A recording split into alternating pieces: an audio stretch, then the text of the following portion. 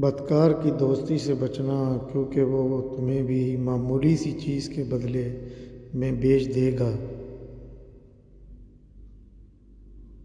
زیادہ سوچنا انسان کو ختم کر دیتا ہے، بس دعا کرو اور اللہ پر چھوڑ دو۔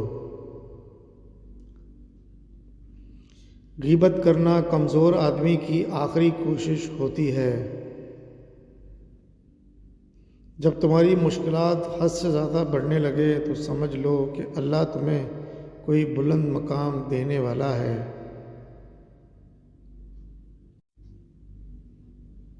ایسا بہت کم ہوتا ہے کہ جلد بازی کرنے والا انسان نقصان نہ اٹھائے، اور ایسا ہو ہی نہیں سکتا کہ صبر کرنے والا ناکام ہو جائے۔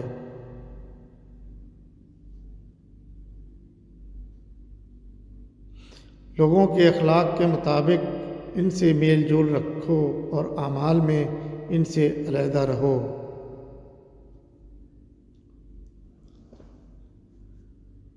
دنیا تمہیں اس وقت تک نہیں ہرا سکتی جب تک تم خود سے نہ ہار جاؤ۔ گھر میں غصہ ہونا گویا اسے ویران کرنا ہے۔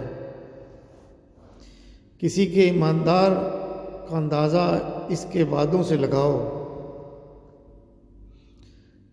اسے اپنا راز کبھی مت بتاؤ جس کا کوئی راز تمہارے پاس نہ ہو۔ شک کو اپنے اوپر غالب مت آنے دو، ورنہ تمہیں دنیا میں کوئی ہمدرد نہیں مل سکے گا۔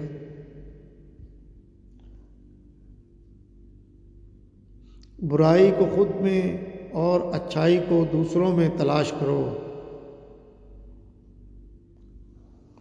اگر توکل سیکھنا ہے تو پرندوں سے سیکھو کہ جب وہ شام کو گھر واپسی جاتے ہیں تو ان کی چونچ میں کل کے لیے کوئی دانہ نہیں ہوتا۔ غربت انسان کو اپنے ہی شہر میں اجنبی بنا دیتی ہے۔